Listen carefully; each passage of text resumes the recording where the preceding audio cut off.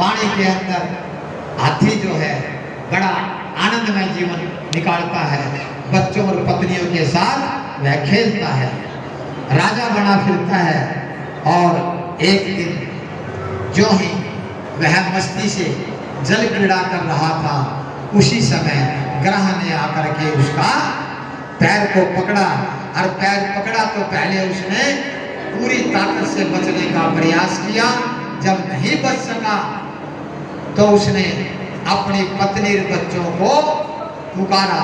हमारे साथ भी ऐसा ही होता है, जब काल रूपी ग्रह मनुष्य को ग्रसता है तो हम भी अपनी पत्नी बच्चों को पुकारते हैं कि आप हमें बचाइए।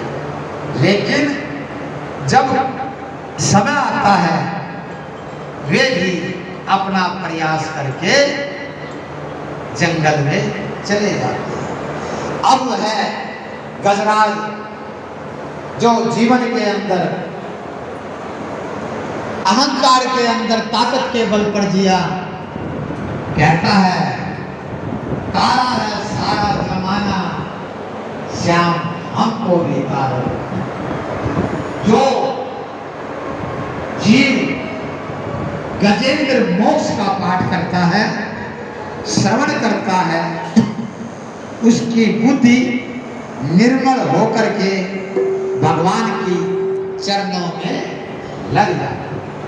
और बता देता हूं, अगर संसार के अंदर कभी कोई ऐसा कष्ट आ जाए, आपको कोई रास्ता नजर नहीं आए, तो गीता प्रेस गोरखपुर की जाकर दुकान पर गजेंद्र मोक्ष की छोटी सी पुस्तक आती है, उसका पाठ अखंड ज्योत लगा करके शुरू कर लेना। 41 दिन के अंदर ही आपका रास्ता खुल जाएगा। बहुत बड़ा उपाय गजेंद्र मोक्ष के द्वारा भागवत के अंदर बताया गया है। इस प्रकार जब कोई रास्ता नजर नहीं आया तो गजेंद्र भगवान के चरणों में प्रार्थना करता है कि प्रभु अब मेरे पास तुम्हारे सिवा कोई रास्ता नहीं है। और उस तालाब के अंदर एक कमल का फूल होता है, अपने सूंड के द्वारा उस कमल के फूल को तोड़ करके मेरे भगवान के चरणों में रख देता है। और उसी समय भगवान हरि के रूप में प्रकट होकर के अपने चक्र के द्वारा ग्रह से गजराज को मुक्त करते हैं। हम भी मेरे हरि से प्रार्थना करते हैं कि प्रभु आप भी मेरे इन भक्तों के जो दुख हो अपने शस्त्र के द्वारा उनको काट दे। इस प्रकार जो भागवत कथा का श्रवण करते हैं, गजराज के कष्ट को भगवान ने मुक्त किया है, अपने भक्तों को भी उसी प्रकार करते हैं। अब मैं आपको समुद्र मंथन की कथा में लेकर के चलता हूं। जब समुद्र मंथन होने लगा, दुर्वासा ऋषि के श्राप से इंद्र का जब सिंहासन चला गया तो दानवों के साथ देवता संधि करके समुद्र मंथन के प्रस्ताव पर एक होते हैं। अरे एक होकर के समुद्र मंथन करते हैं। और सबसे पहले संसार को जलाने वाला विष निकलता है। विष निकलता है तो सारे जीव जंतु जलने लगते हैं। अब उस विष से कौन पीड़ छुटाए? उस विष से भगवान शंकर के पास जाकर के सभी देवता प्रार्थना करते हैं, नमामि समीशा निर्वाण रूपम विभुम व्यापकम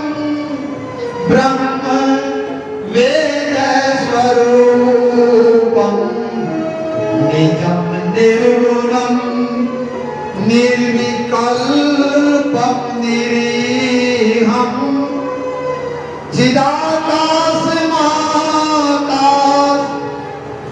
वासं भजेऽहं निरोकारमोङ्कार मूलं तुरीयं गिलायानिगोदित मीशं गिरीशं। समस्त देवता मेरे भोले भंडारी का श्रवण करते हैं और मेरे भोले भंडारी और उस हालाहल को अपने गले में रख करके देवताओं की रक्षा करते हैं। इस प्रकार जब अमृत निकलता है तो भगवान मोहिनी स्वरूप को धारण करके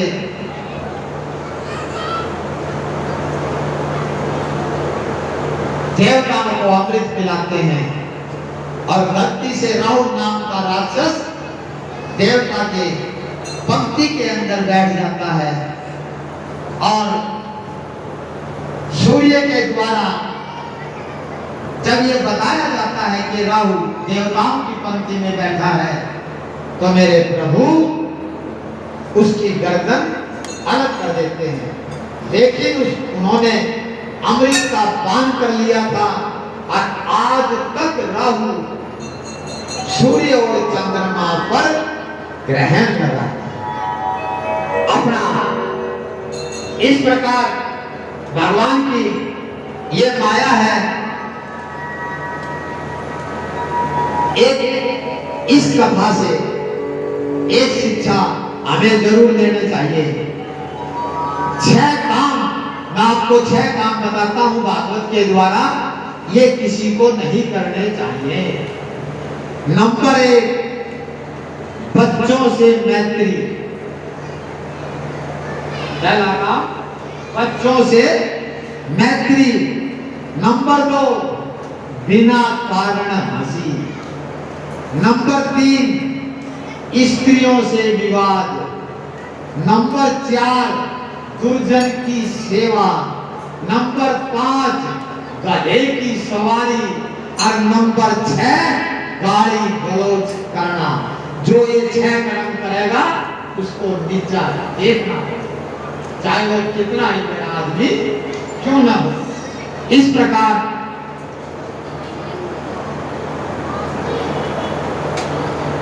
3 प्रकार के शरीर बताए हैं। नंबर 1, अध्यात्म शरीर। अध्यात्म शरीर क्या है? जो केवल ईश्वर का धारण करता है। जब हम अपने मन को ईश्वरमय करते हैं तो हम अध्यात्म शरीर के अंदर वास करते हैं। नंबर 2, यात्रा शरीर। यात्रा शरीर क्या है?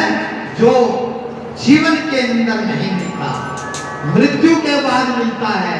नरक आदि का जो भोग है वो हमारे को यात्रा शरीर में मिलता है, सूक्ष्म शरीर में मिलता है।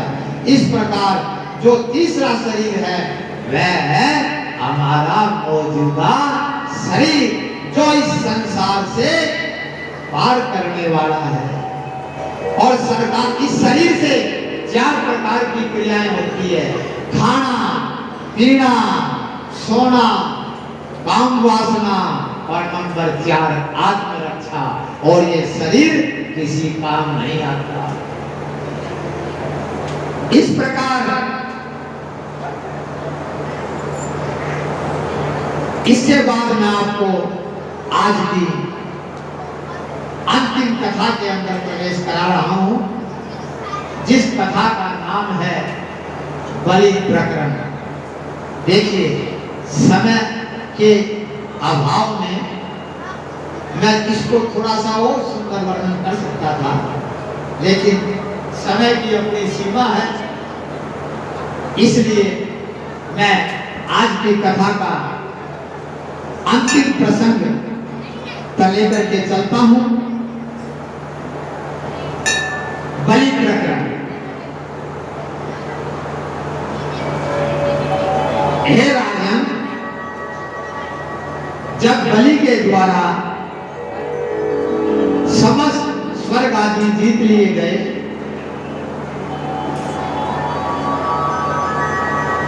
सभी देवता भयभीत होकर कंदराओं में छिप गए, तो कश्यप जी अदिति से कहते हैं,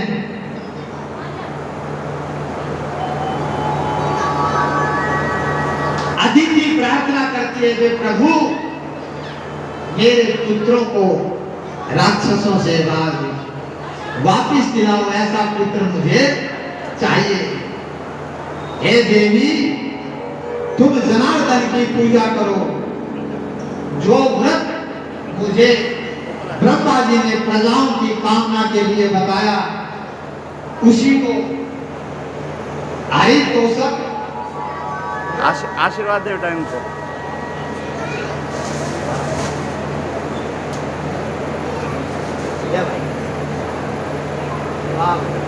फोटो देखो।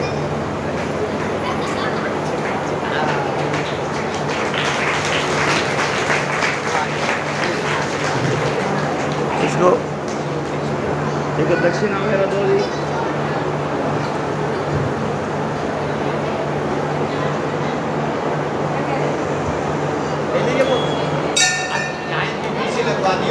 मैं अभी आ जाओ बेटा, आओ बेटा, विराज। अब आपको एक व्रत और बताता हूँ। पुत्र प्राप्ति का एक पुष्पन व्रत बताया था, एक मैं आपको हरितोषक व्रत बताता हूँ। जिन माताओं को बेटा पोता पड़पोता चाहिए वो ऐसा कर सकती हैं। फागुन की शुक्ल पक्ष में प्रतिपदा से लेकर द्वादशी तक जो हरितोषक व्रत करते हैं, उनके भगवान निश्चित तौर पर पुत्र की प्राप्ति होती है। और वो कैसे किया जाता है?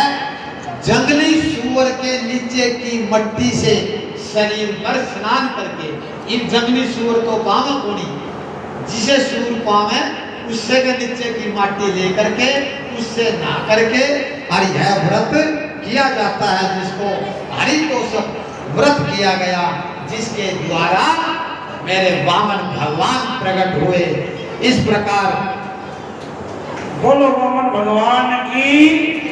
त्रयोदशी के दिन दुग्ध में चरूर पकाकर खीर और नैवेद्य से ब्राह्मणों को भोग लगावे, ब्राह्मणों को संतुष्ट करें, चांडाल अतिथि दीन अंधों को संतुष्ट करें, भगवान का श्रवण करें, अर्चन वंदन करें।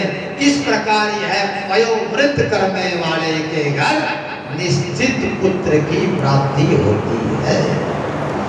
और ज्यादा डिटेल में चाहिए तो हमारे पंडित जी से पूरा खुल करके बता देंगे। इस प्रकार वामन भगवान का प्रकट हो जाता है। वामन भगवान बहुत सुंदर हैं और सुंदर शरीर के साथ बलि के यज्ञ के अंदर पहुंचते हैं और बलि से कहते हैं कि तुम दान करना चाहते हो तो मैं अपने पग से 3 पग भूमि आप मुझे दान करें। और इस प्रकार उनसे संकल्प करवा लेते हैं। शुक्राचार्य जब उस सागर के अंदर जाकर के बैठ जाते हैं, जब वह संकल्प लेने लगते हैं, तो भगवान घास के तिनके के द्वारा उस सागर का जब मुख खोलते हैं तो उसके द्वारा शुक्राचार्य की एक आंख चली जाती है। इसलिए जो आदमी दान कर रहा हो उसके बीच में जो रोकता है उसका जन्म निश्चित तौर पर काणे के रूप में होता है। शुक्राचार्य जी को इसलिए काणा भगवान ने बनाया, समदृष्टि बनाया कि वो बलि को दान करने से रोक रहा था। इस प्रकार स्त्री से बातचीत में कहाँ झूठ बोल सकते हो, झूठ बोलने की जगह ही बताई है। स्त्री से बातचीत में, परिहास में, विवाद में, वृद्धि के लिए, प्राणों का संकट हो, उस समय यदि झूठ बोला जाए तो उसको माफी का खाना है।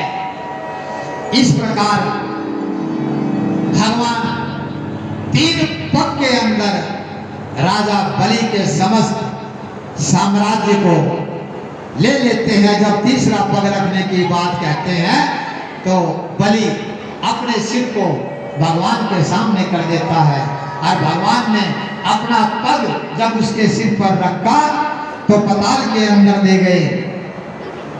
बेटा पंडित जी ने यहाँ बैठ जाने दो। अब इससे हमें शिक्षा क्या मिलती है? तन दे धन को राखिए, धन दे रखिए लाज, तन मन धन सब दीजिए, एक धर्म के काज। इस प्रकार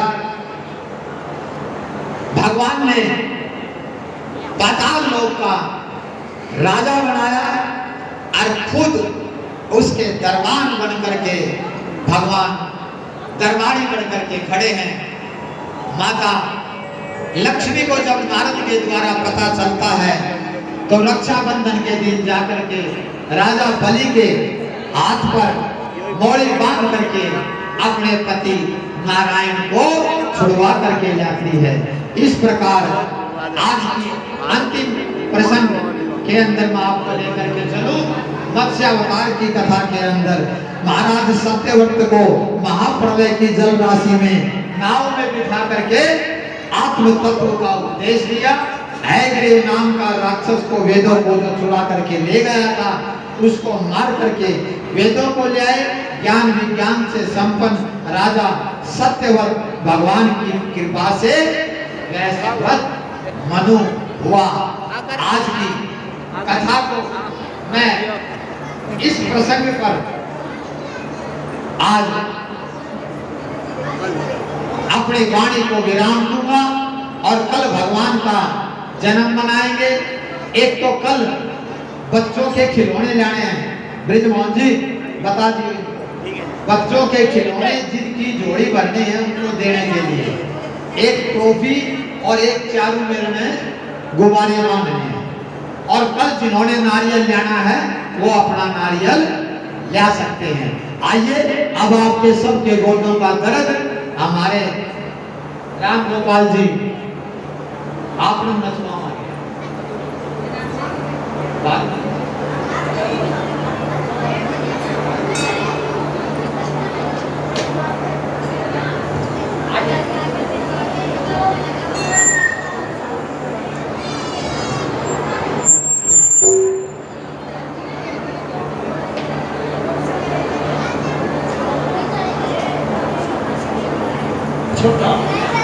श्री राधे श्री राधे। बोलिए व्यास जी महाराज की। सभी हाथ खड़े करके बोलिए और पूजा करते जाए मारा भगवान की और भजन का आनंद लेते जाए। जिसको नाचना है वो नाचने में संकोच ना करे। बोलिए बांके बिहारी लाल की। मेरा दिल तो दीवाना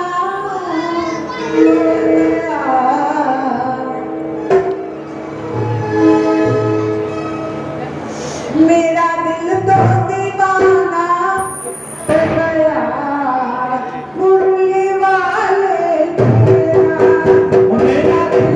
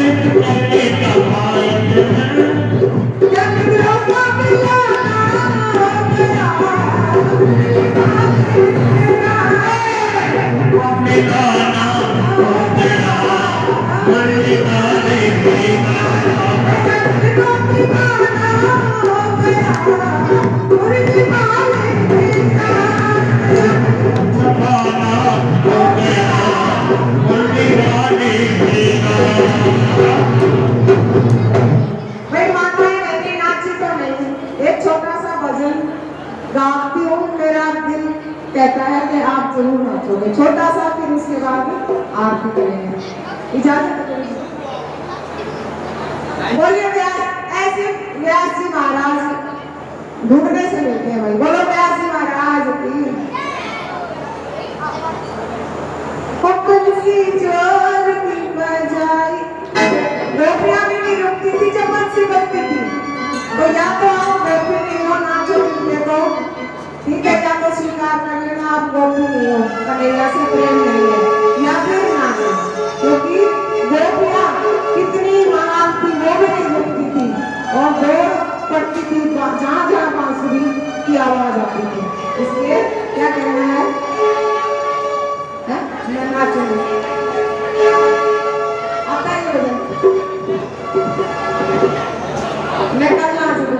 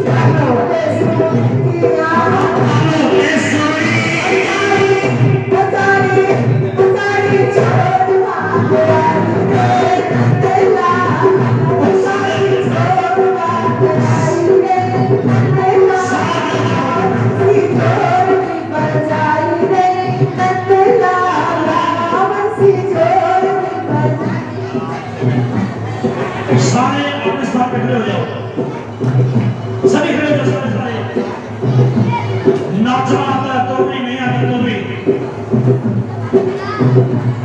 नाचना आता तो नाचो। आज चिंता ना करियो, जिसने नहीं नाचना आवे साथ बिना न जाना भी सिखावा नहीं, क्यों कहा भगवान का कर्म कराए बिना नाचे पढ़ना छूटे को। आचार्य जी नाचना मुझे भी नहीं आता तो मैं यही करता रहता हूँ। और सुनो, नाचना भी है और इशारा का भी होता है। वाह, आपको नरेश जी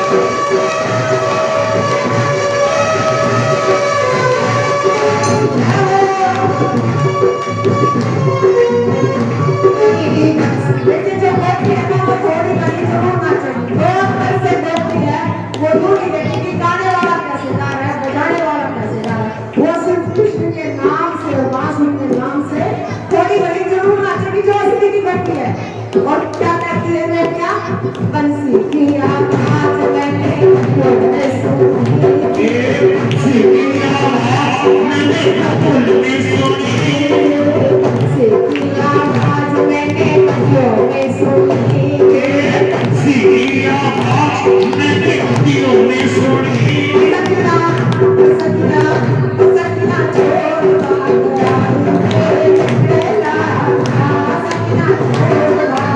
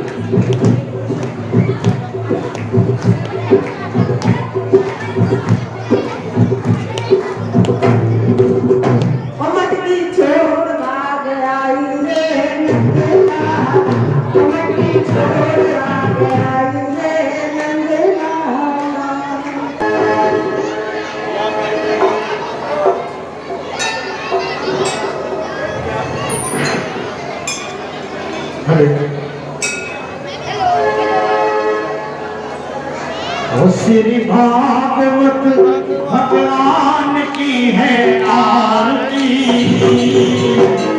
पापियों को पाप से है आरती भगवान की है आरती पापियों को पाप से है आरती पापियों को पाप से है आरती ये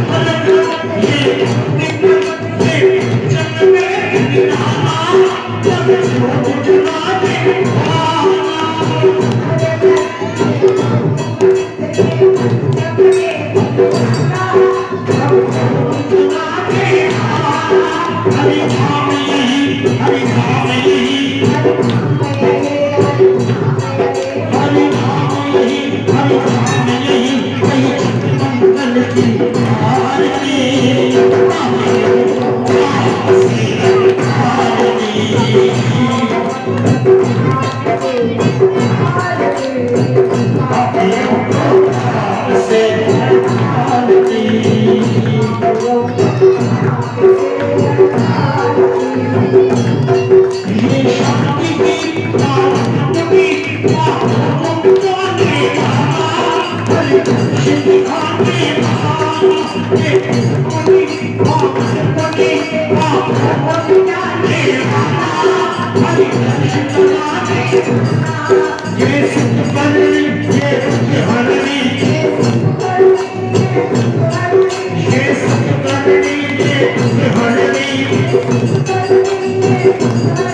श्री मधुसूदन की आरती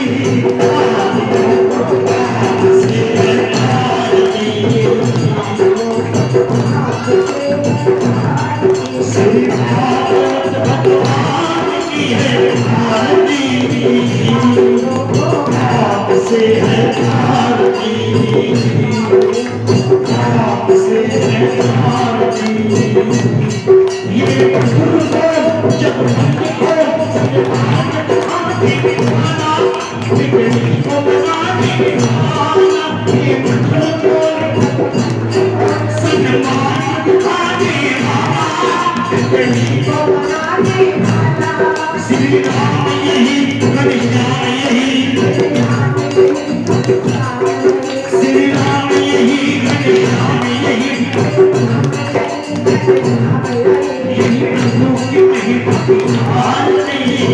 पापियों को आपसे आरती श्री भगवान की है आरती पापियों को आपसे आरती पापियों को आपसे आरती पापियों को आपसे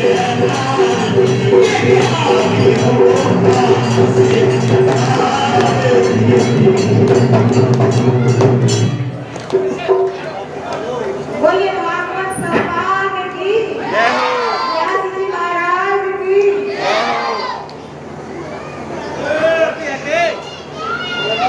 जय जगदीश हरे स्वामी जय दीनानाथ हरे जनों के संकट दास जनों के दुख में सेवा ओम जय जगदीश हरे जो भावे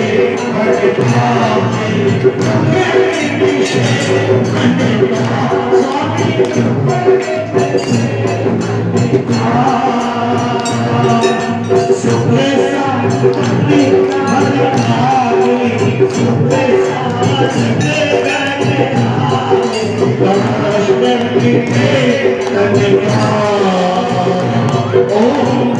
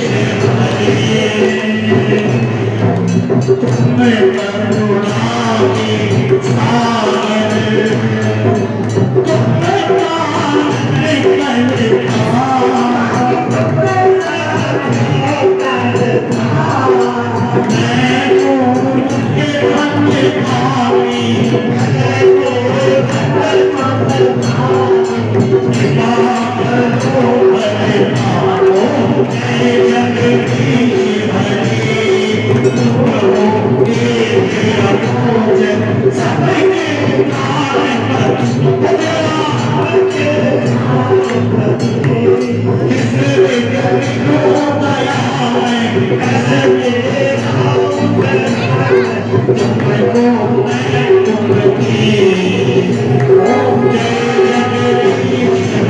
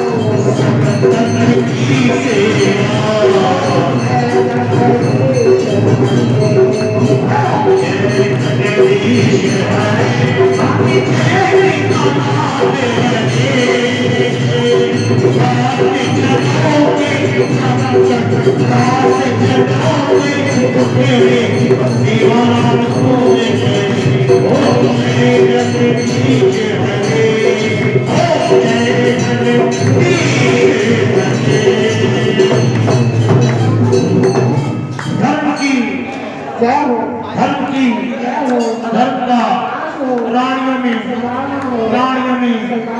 विश्व का धरती माता की जय हो गौ माता की जय हो सत्य सनातन धर्म की जय हो आए हुए भक्तों की आज के अनंत की श्रीमद् भागवत भगवान की जय।